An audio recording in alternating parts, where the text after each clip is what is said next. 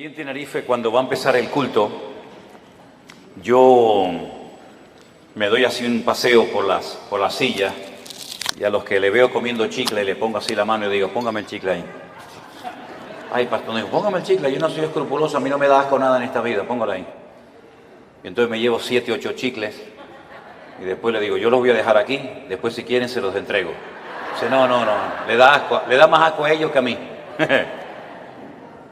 Si yo le contara lo que yo he comido, yo creo que alguna cabra vomitaría. Un día fuimos a un restaurante, creo que era nuestro aniversario. No teníamos nada, pero llega Elena toda contenta y me dice, me he encontrado en el suelo un billete de 20 euros. Le digo, mira, sí te invito esta noche al aniversario. Y fuimos y mientras estaba comiendo, encontré 2 cucarachas en el plato. Qué asco, ¿no? 2 cucarachas. Y entonces llamo ¿cómo llaman aquí? El camarero, el mozo, el mesero. Digo, venga un momentito, por favor. Digo, mire, ¿esto qué es? Y el muchacho agarra el tenedor y me dice, ¿esto? 2 cucarachas. Digo, ya sé, mijo, ya sé que son 2 cucarachas, pero ¿qué cosa? Dice, es que tenemos últimamente la cocina muy sucia, me dice. Digo, bueno, está bien. Y me dice Elena, vámonos. Digo, no, ¿cómo voy ahí si tengo hambre? Entonces puse las cucarachas así en un lado del plato y yo seguí comiendo. Así soy yo. Por eso cuando me dice, pastor, ¿a usted le gusta esto? ¿A usted le gusta lo otro? Digo, yo me como lo que haga falta, no hay ningún problema, ¿no? Ahora, nuestra alma es diferente.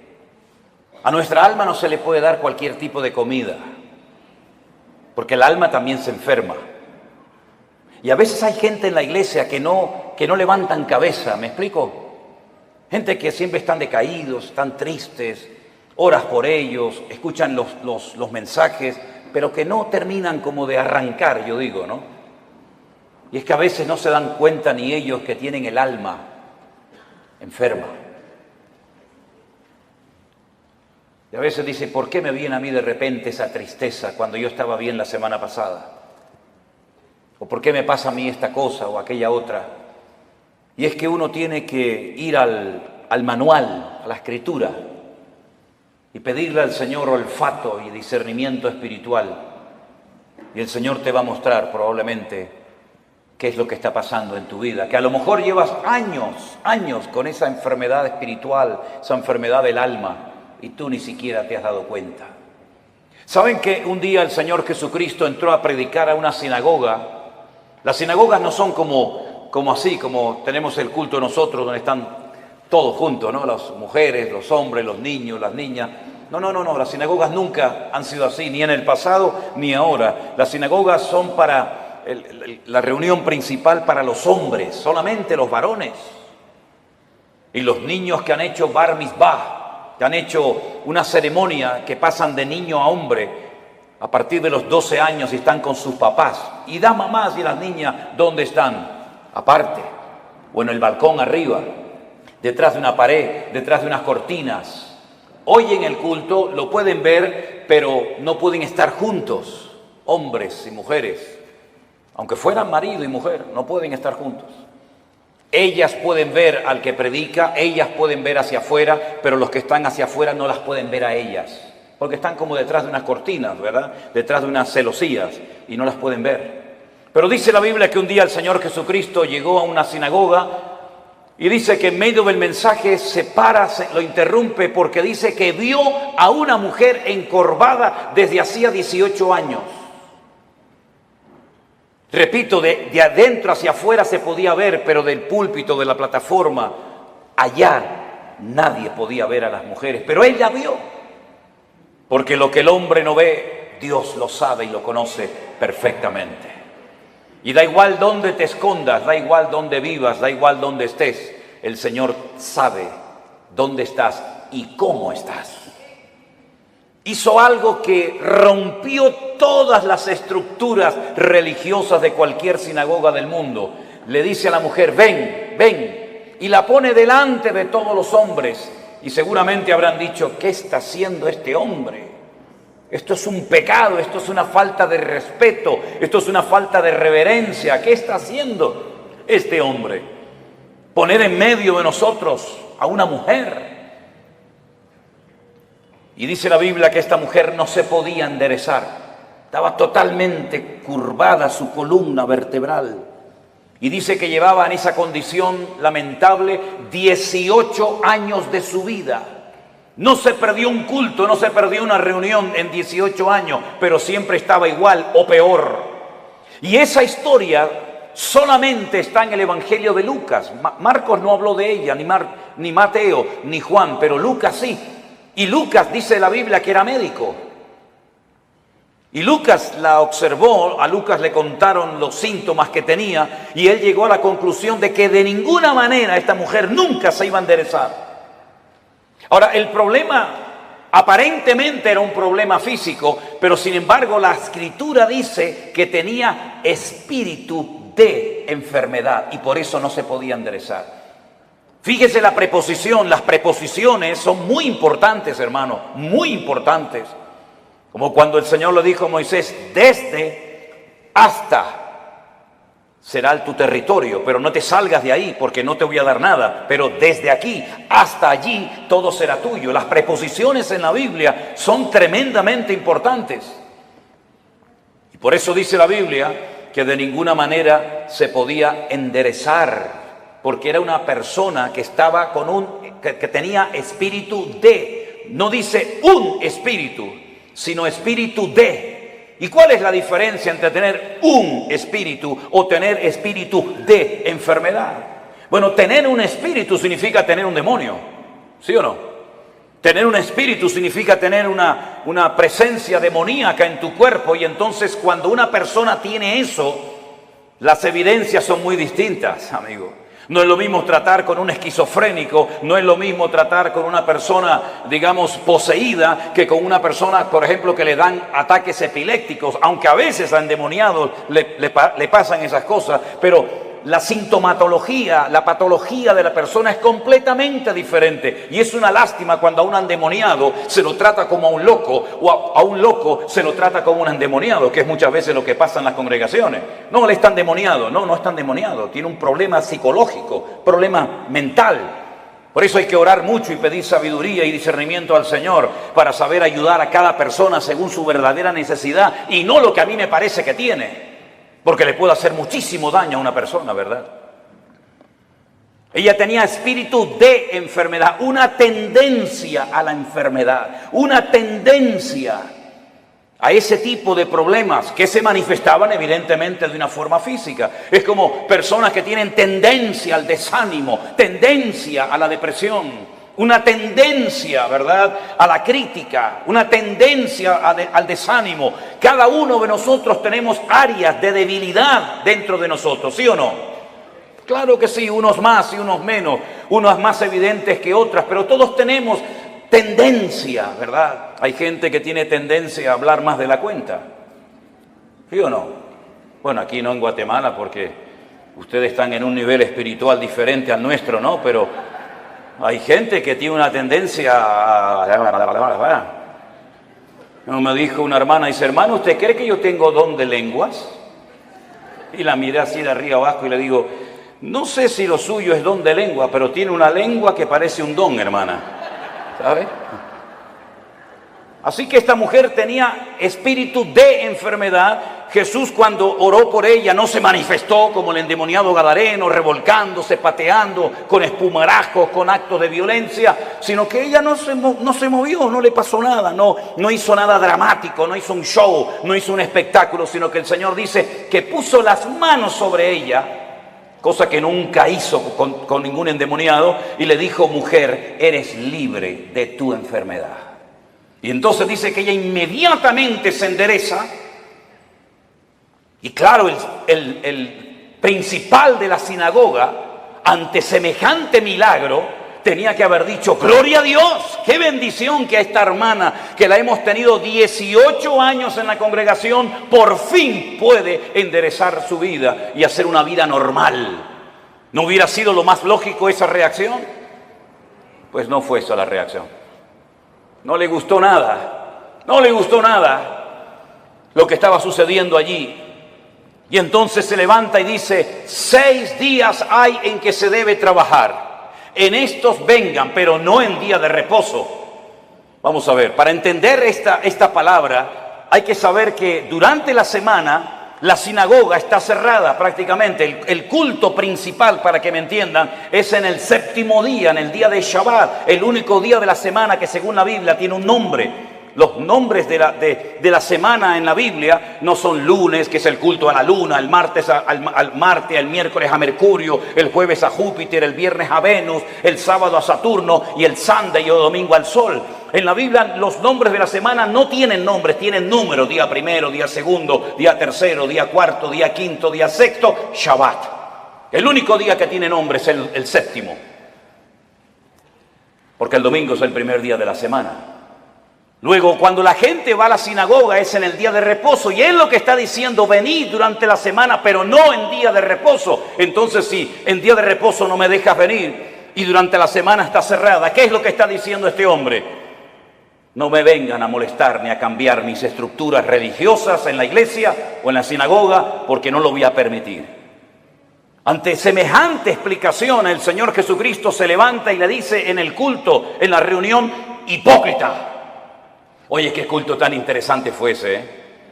Una mujer que sale detrás de una cortina, que se endereza, el otro que no sé qué, el otro que... Fue un culto muy interesante ese día, ¿eh? Cómo me hubiera gustado estar a mí allí, ¿no? Cuando el Señor se le queda mirando a este y le dice hipócrita, yo le hubiera dicho: dale, Señor, dale más. Hipócrita. No se levantan ustedes en día de reposo, que según ustedes no se puede hacer esto, ni aquello, ni aquí, ni para allá, y desatan su buey del pesebre y lo llevan a beber, y luego lo traen otra vez. Y a esta hija de Abraham, que Satanás la tenía atada, la tenía ahí oprimida, no se le debía de desatar en el día de reposo. No dijo liberar, dijo desatar, que es diferente. ¿Cómo es posible que hayas tenido en tu congregación 18 años a una mujer en esta condición y no has movido ni un dedo?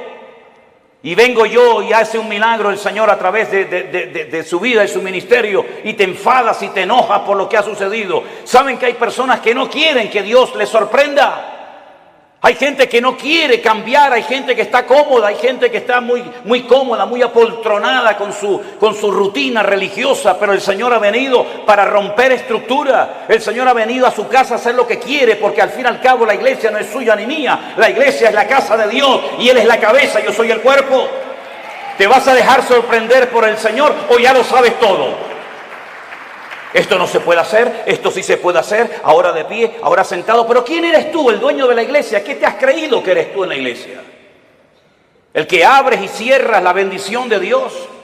El dueño de la iglesia no es el pastor, no es los ancianos, no son los diáconos, no es la mesa directiva. El dueño de la iglesia es Cristo, y si no es Cristo tienes un grave problema, porque te has convertido en propietario de algo que no te corresponde.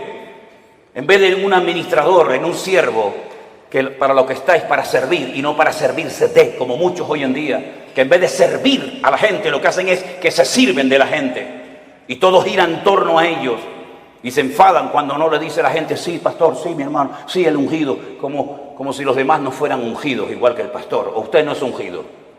¿Usted no tiene el mismo espíritu que tengo yo en esta tarde? ¿Usted no lee la misma Biblia que yo? ¿Usted no va al mismo cielo que yo? Entonces, ¿por qué hacemos esas diferencias? No toque al ungido, no moleste al ungido. El ungido, ¿y usted qué es? Si usted no tiene la unción que yo tengo, entonces usted tiene un grave problema. Si el Espíritu Santo que mora en mi vida no mora en la suya, entonces usted no es cristiano, porque hay un solo Espíritu, hay un solo cuerpo, hay un solo bautismo, hay un solo Dios y hay un solo cielo para todos y cada uno de nosotros. Y eso es lo que dice la palabra del Señor, mi querido hermano. Y no hay esas diferencias. Una cosa es el respeto y otra cosa es el servilismo. Hay gente que en vez de ser siervos son como esclavos del hombre, esclavos de la doctrina, esclavos de la denominación, esclavos del ministerio. No, usted no tiene que ser esclavo de nadie, usted tiene que ser siervo de Jesucristo. Ahora dice la palabra de Dios que esta mujer se enderezó, cosa que no podía hacer antes, Porque la presencia del Señor llegó a ese lugar. Y donde está el Señor tienen que haber cambios. Lo que no puede ser es que una vida, una familia, una iglesia llamada cristiana estén siempre igual. ¿Qué es lo que hace mucha gente cuando se les predica claramente la palabra y se sienten incómodos? Bueno, lo fácil es cambiarse de iglesia, ¿sí o no? Me voy de esta iglesia porque aquí no hay amor, me voy de esta iglesia porque no cuentan conmigo, me voy de esta iglesia porque el pastor no me ama, me voy y se van a otra y después te enteras que ya no están en esa, están en otra y en otra y en otra. Es que muchas veces el problema lo queremos resolver cambiando de lugar en vez de permitiéndole al Señor que nos cambie el corazón y nos cambie nuestro carácter y nos cambie nuestra vida. Y muchas veces creemos que ya hemos llegado a un cierto nivel espiritual en el que ya no necesitamos cambios. Y la pregunta es, ¿cuántos de los que están aquí presentes quieren cambiar y quieren honrar y quieren glorificar al Señor? Levante su mano. Pues entonces, como Dios lo va a hacer a través de pruebas. Hoy se habló aquí de pruebas. ¿Saben? Dios no tiene que pedirle permiso a usted ni a mí para probarnos. Para nada. Y las pruebas por las que pasaremos a lo largo de nuestra vida, que pasaremos sí o sí, son proporcionales a nuestro nivel de fe y de madurez. Lo cual quiere decir que Dios nunca jamás va a mandar una prueba a usted por equivocación, por error. Ay, esta prueba era para Juan y se la estoy mandando a Antonio. Esta prueba era para la hermana María y me equivoqué y se la mandé a la hermana Juana. No, para nada. Las pruebas están preparadas desde la eternidad para cada uno de nosotros. Y Él nunca nos va a mandar algo que no vamos a poder soportar y llevar. Y en el caso de que nos mandara algo que humanamente hablando decimos yo no aguanto, yo no puedo con esto, no te preocupes que el Señor te va a capacitar y te va a ayudar para que tú pases por la prueba con gozo y con la bendición de Dios. Yo siempre he dicho que si las pruebas que el Señor le mandó a Abraham se las hubiera pedido o se las hubiera mandado a David, no las hubiera podido soportar. Porque como dije esta mañana, David ganó muchas batallas fuera del hogar, pero dentro perdió muchas. Sin embargo, cuando el Señor le pide a Abraham que sacrifique a su hijo, él no le dijo al Señor, ¿y por qué? Yo tengo dos, si quieres te sacrifico al primero, a Ismael. No, quiero que sacrifiques a tu único hijo, al que amas. Y le dice a Isaac. Abraham en aquel momento vivía en el sur de Israel, en una ciudad llamada Beersheba. La palabra Beer en hebreo es pozo, Sheba es 7. Beersheba, la ciudad de los 7 pozos. Él vivía en el sur de Israel. Beersheba en la actualidad es la capital del Negev, del desierto del Negev, del sur de Israel. Y el Señor le habla y le dice, ve al monte Moriah a sacrificarme a tu hijo. El monte Moriah está en Jerusalén. Es el monte donde tiempo más tarde se construiría el templo de Salomón. Él viajó, dice la Biblia, 3 días desde el sur de Israel hasta el monte Moriah. Y cuando llegan cerca del monte Moriah y lo ve de lejos, llevaba a algunos criados y él les dice a sus siervos, esperen aquí que nosotros iremos allí, adoraremos y volveremos. Fíjense qué interesante la palabra de Abraham. Iremos, adoraremos y volveremos. ¿Cómo que volveremos si Dios te ha dicho que van 2 y vuelve 1? Subiréis 2 al monte Moriah, pero a uno lo tienes que sacrificar y matarlo allí, y el que volverá serás tú solo. Pero no dijo eso Abraham, dice iremos y volveremos.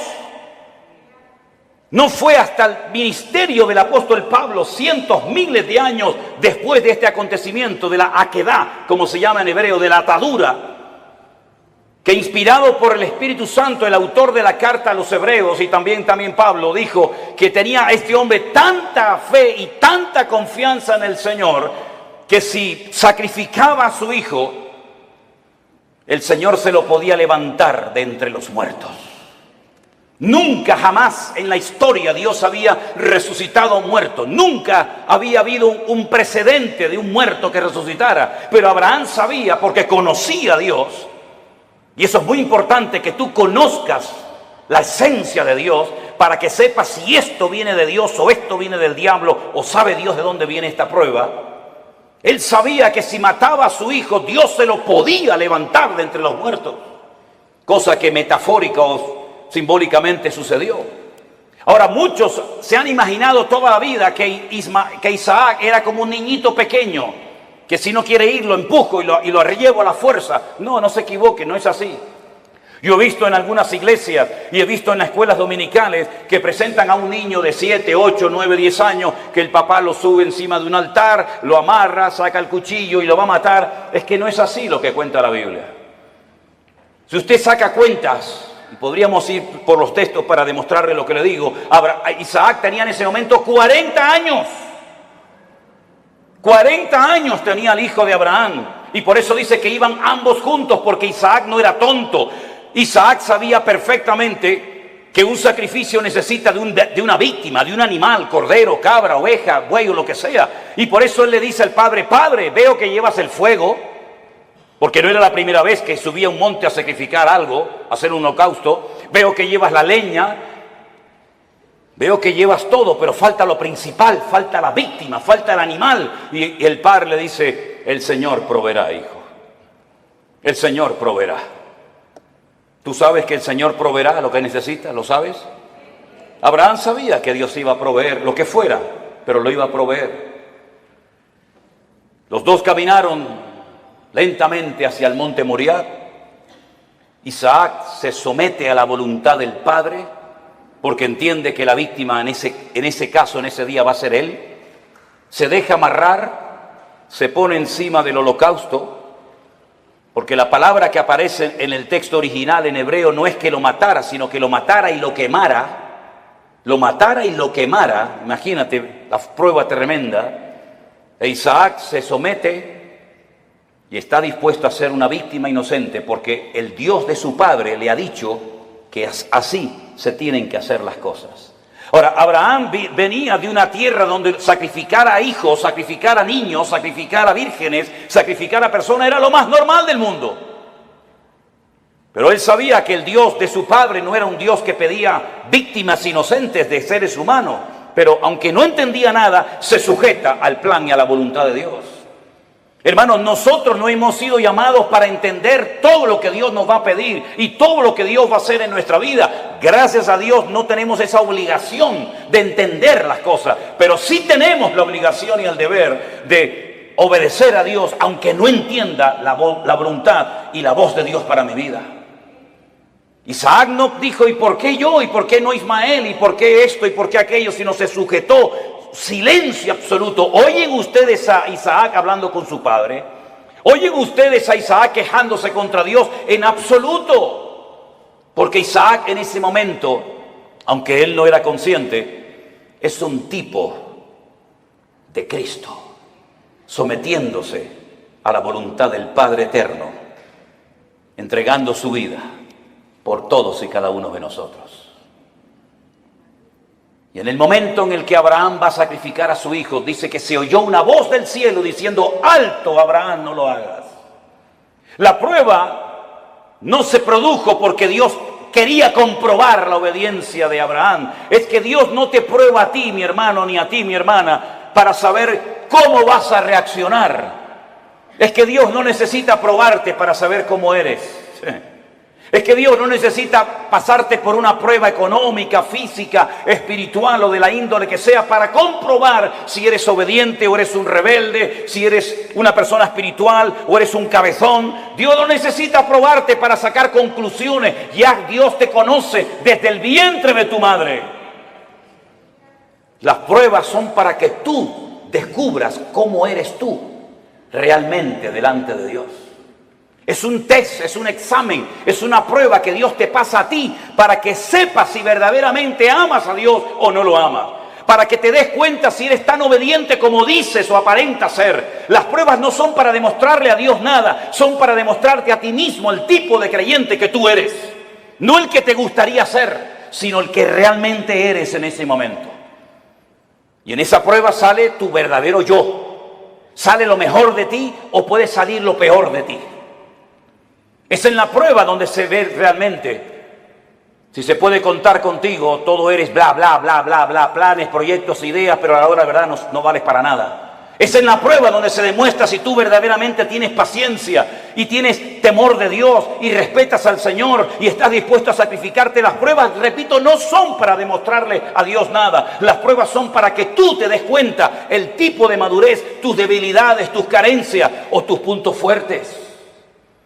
Y es interesante notar que no fue necesario que Abraham sacrificara a Isaac, porque quedó bien claro para todo el mundo allí presente y para las futuras generaciones que Abraham era un hombre que amaba a Dios. Fíjense qué interesante que Abraham nunca leyó la Biblia. Abraham nunca leyó los Proverbios. Abraham nunca supo nada del Apocalipsis. Abraham nunca tuvo un pastor. Abraham nunca habló en lenguas. Abraham nunca jamás asistió a ninguna congregación. Pero entonces, ¿cómo tenía tanto conocimiento de Dios sin pastor, sin iglesia, sin escuela bíblica, sin iglesia virtual, sin nada? ¿Cómo llegó a conocer tanto ese hombre a Dios? Porque Abraham se terminó dando a conocer como el amigo de Dios. ¿Y por qué fue amigo de Dios? Porque Jesús tiempo más tarde dijo: ¿queréis ser mis amigos? Pues haced todo lo que yo os mando. Esos son los amigos verdaderos de Dios. Aquellos hombres y mujeres que, aunque no entienden lo que está pasando, ni cuánto va a durar la prueba, son capaces de someterse a la voluntad de Dios, sin entenderlo todo, pero que conocen a Dios por la comunión y por la relación que tienen con Él. ¿Cuántos dicen amén? Lo mismo le pasó a José. José nunca fue a ninguna iglesia. José nunca tuvo un pastor que le instruyera, que le ayudara, que le aconsejara. José nunca leyó la Biblia, pero cuando llegó el momento de la prueba más grande de su vida, él salió corriendo porque él dice: ¿cómo voy yo a pecar contra mi Dios haciendo semejante cosa? ¿Cómo él sabía si no estaban los 10 mandamientos escritos? No estaba ni una palabra, ni una coma, ni una tilde de la Biblia escrita. ¿Cómo él sabía que eso no le agradaba a su Dios? Porque el que conoce a Dios sabe lo que a Dios le agrada y lo que Dios abomina.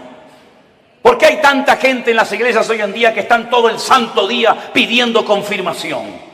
¿Me puede el Señor confirmar si estoy llamado o no? ¿Me puede el Señor confirmar si tengo que ir allí o no? ¿Qué confirmación necesitas tú, mi hijo? Lea la Biblia, métase en la comunión con el Señor y no va a necesitar que nadie le ponga la mano encima para que le diga lo que usted tiene que hacer. Esa dependencia enfermiza de la oveja, del pastor, como si el pastor fuera su papá, como si el pastor le tiene que decir: vaya al baño ahora. No, ahora no vaya al baño, vaya para allá. No, eso no es así. Hay que ya crecer, hay que madurar, hay que aprender a ser autodidactas, porque llegará el momento que no existirá iglesia virtual, que no nos dejarán predicar en YouTube, que no nos dejarán predicar en Facebook. Llegará un momento que nos arrancarán las Biblias, llegará un momento que nos perseguirán, y en ese momento todo lo que han aprendido, si es que han aprendido algo, es lo que te va a mantener firme contra los ataques que vendrán en el futuro, mi querido hermano. No dependa de mí, por el amor de Dios, no dependa de la iglesia. Dependa del Dios Todopoderoso, aleluya.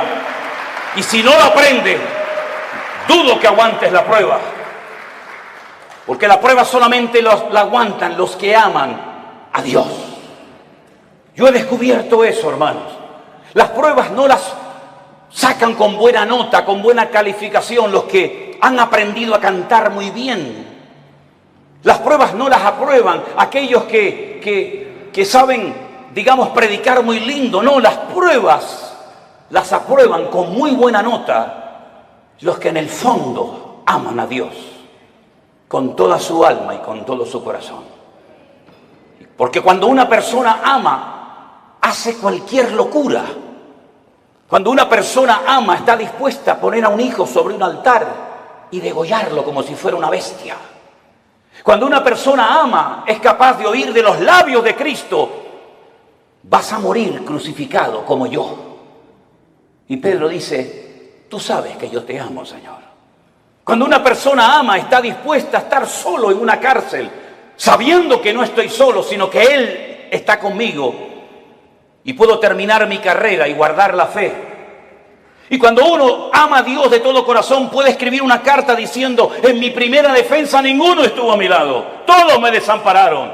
Pero no lo habla desde la amargura, no lo habla desde el rencor o el resentimiento, sino que dice, no se preocupen, hermano, Demas me abandonó, Alejandro me causó muchos males, el otro se fue por aquí, el otro se fue por allá, me sacaron de la celda, me llevaron al juicio, nadie estuvo a mi lado, pero el Señor estuvo a mi lado y me dio fuerzas, aleluya, y me guardó de la boca del león.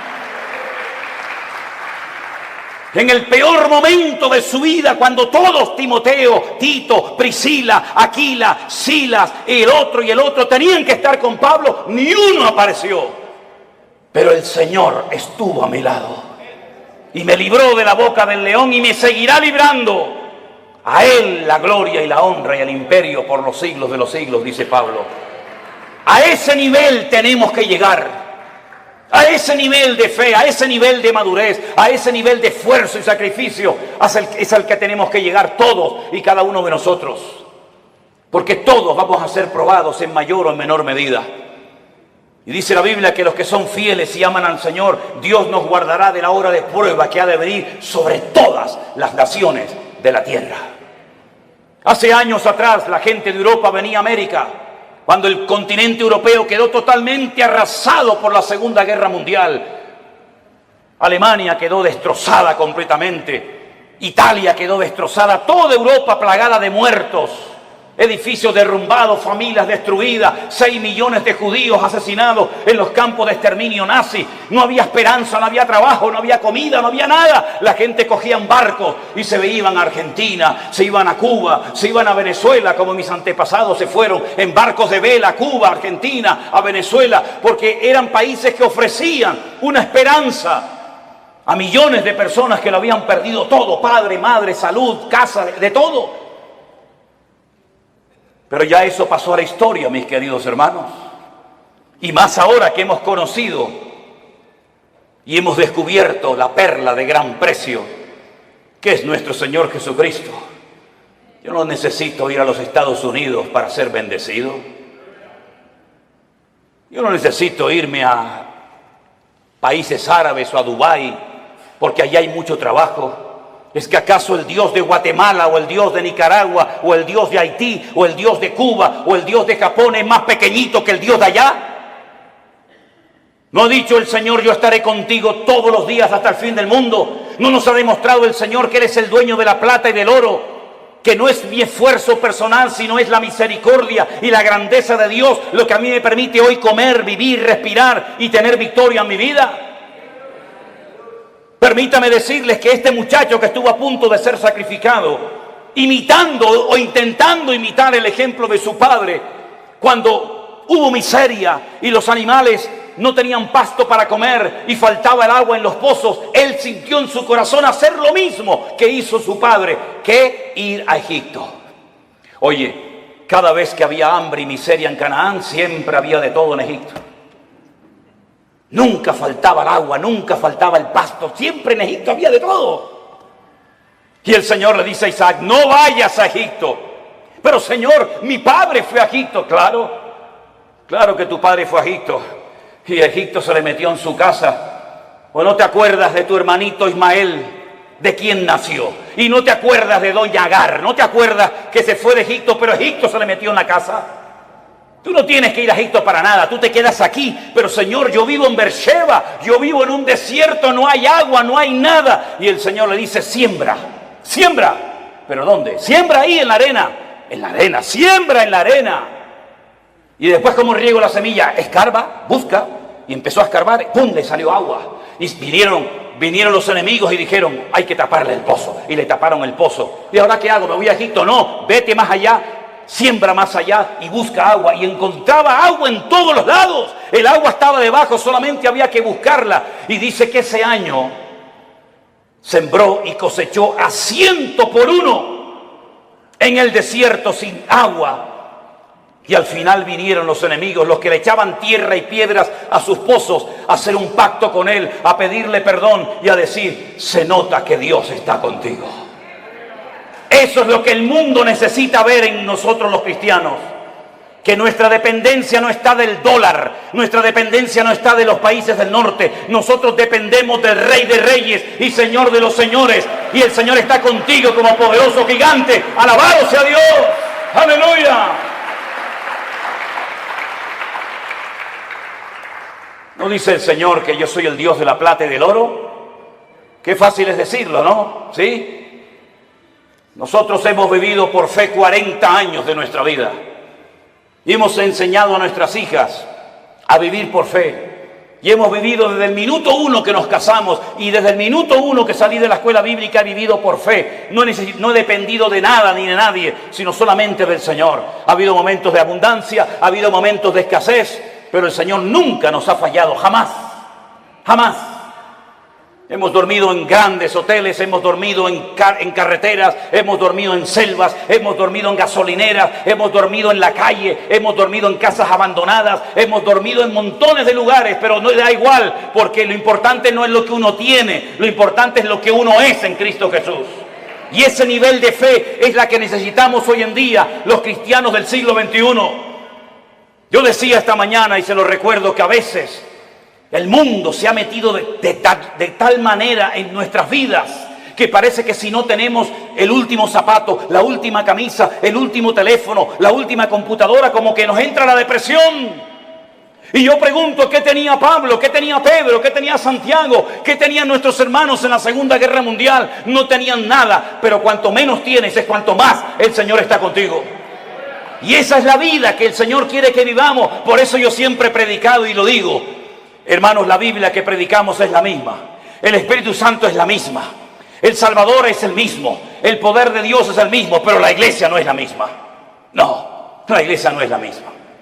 He conocido cristianos en Estados Unidos, mejor dicho, pastores, que me dicen, ¿saben lo primero que me pregunta una persona cuando viene a nuestra iglesia pensando en la posibilidad de hacerse miembro de la iglesia? Digo, no, dice, ¿tienen buenos aparcamientos, buenos estacionamientos para los carros aquí?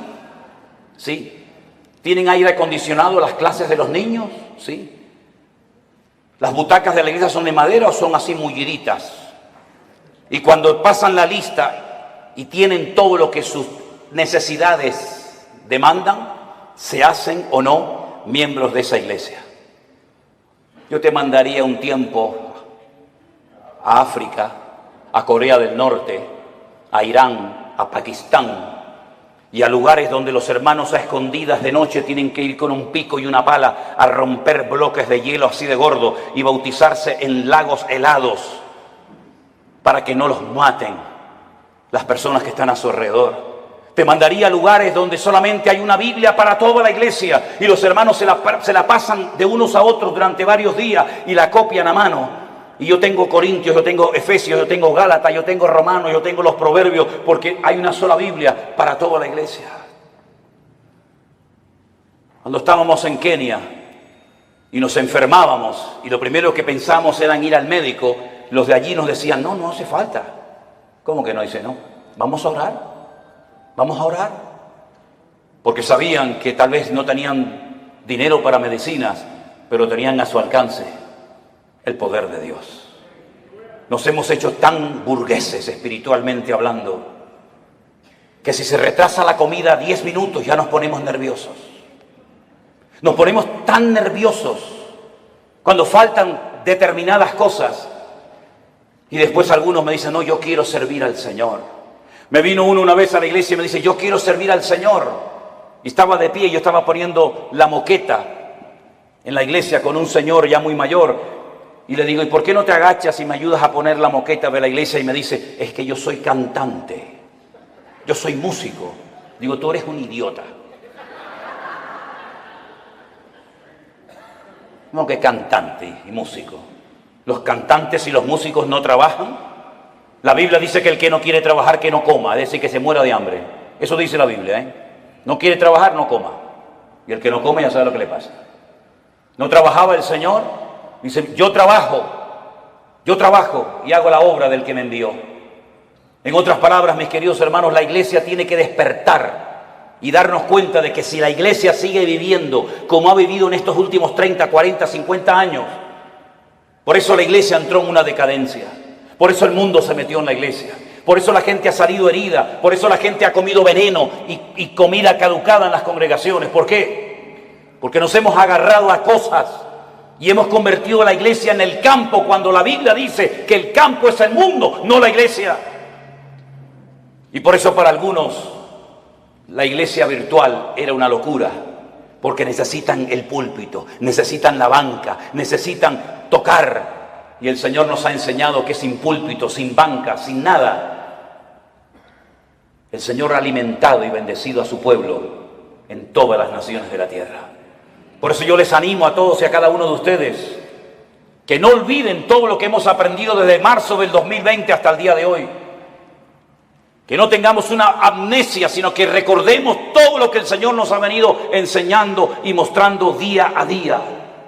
Estos testimonios de gente cambiada, estos testimonios de gente sanada, testimonios de familias restauradas, todo esto lo ha hecho el Señor sin necesidad de que una persona sea la estrella y el protagonista. La obra la ha hecho el Señor nuestro Dios, al cual le damos a Él siempre toda la gloria y toda la honra. Aleluya. Así que, mi querido hermano, Dios sí que nos guardará de las pruebas, claro que sí, pero nuestro nivel de madurez tiene que ser elevado. Me sorprendió mucho cuando fuimos a la cárcel el otro día, los pastores, sí, pastores que están allí también cumpliendo condena, privados de libertad, pero saben que ese es el momento y el lugar donde tienen que estar atendiendo y ministrando a otras personas. Cada uno de nosotros tenemos un lugar en el cuerpo de Cristo. Yo sé cuál es el mío y cuál no es el mío. Pero yo quiero que usted cierre sus ojos en esta tarde y a partir de hoy se proponga seriamente decirle al Señor cuál es mi sitio y cuál no es mi sitio. ¿Qué tengo que hacer y qué no tengo que hacer? ¿Qué tengo y qué no tengo? Pedro le dijo a aquel paralítico: no tengo. No esperes de mí plata y oro porque no tengo, pero lo que tengo te lo voy a dar. La Biblia dice que antes de que una persona sea usada, primeramente tiene que ser probada. Nadie puede ser usado en el reino si no es probado primeramente. Y el Señor sabe cómo probarnos y cuánto tiempo probarnos. Dígale al Señor: enséñame a gozarme en las pruebas.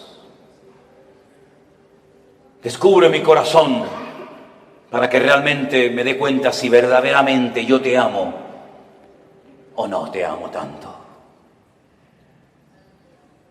Hemos visto que el Señor nos ha bendecido, nos ha prosperado, nos ha usado, pero todavía queda mucho camino por recorrer, hermanos, muchas almas, muchos países que visitar, muchos lugares donde ir. Y si somos fieles y obedientes al llamado de Dios, Dios seguirá guiando nuestros pasos y fortaleciendo nuestras vidas. Señor, te damos gracias en esta tarde por este día de victoria, de bendición que hemos pasado juntos, Señor. Gracias por los hermanos que se han bautizado. Gracias por los testimonios que hemos oído. Gracias por el tiempo que hemos podido pasar juntos en armonía. Pero sabemos que estos solamente son unos pocos días, que la vida realmente está allá afuera esperándonos. Yo te ruego, Señor, Dios del cielo y de la tierra, que traigas madurez a nuestros corazones y a nuestras vidas. Que estemos dispuestos a ser probados y a gozarnos en las pruebas. Bendito sea tu nombre, Señor. Busque a alguien en este momento y ore con él junto, por favor. Busque a alguien, sea esposo, sea su marido, sus hijos, un hermano que no conoce de nada, da igual. En estas reuniones, en estos encuentros que hacemos, se produce algo muy bonito. Y es ver hermanos de la misma ciudad que no se conocían, que aquí en estas reuniones se conocen. Hermanos que no se conocían de nada antes, ahora se hacen amigos y se dan abrazos. En estos lugares le hemos demostrado al mundo que somos capaces de juntarnos con hermanos pentecostales, con hermanos bautistas, con hermanos metodistas, con hermanos de cualquier denominación. Y somos capaces de juntarnos juntos y alabar a Dios y honrar a Dios sin levantar en alto una bandera, sin levantar en alto el nombre de un hombre o de una denominación. Dios está rompiendo barreras, hermanos queridos. Pastores de diferentes iglesias vienen a nuestros encuentros, vienen a nuestras reuniones y juntos alabamos al Señor. Y eso es algo milagroso que nunca se había dado, o por lo menos hace mucho tiempo.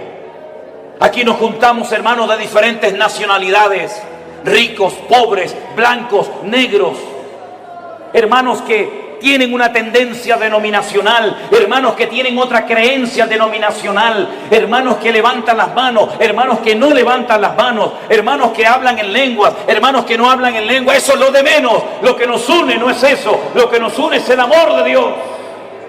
Y lo que queremos es impactar al mundo con el amor de Dios en nuestros corazones. Aleluya. Recibe la gloria, mi Dios. Y así orando los unos por los otros, te damos gracias por tu fidelidad. Gracias por tu palabra, Dios mío. Aleluya. Gracias, Señor, por el milagro de la iglesia. Gracias, Señor, por los hermanos que vienen haciendo grandes esfuerzos para venir a comer palabra viva. Que nunca se pierda este amor, esta unidad, esta armonía, sino que nos mantengamos unidos, y ahora más que nunca.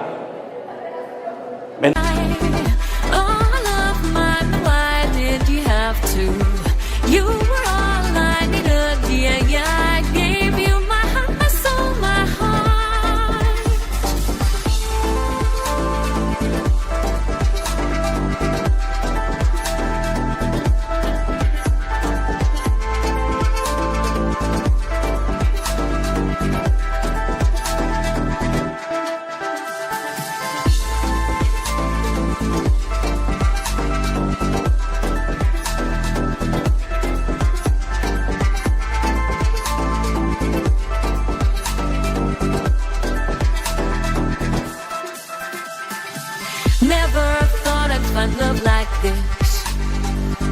Never thought I'd be waiting. Move your body, let your spirit soar. Ella, you're out and move your body.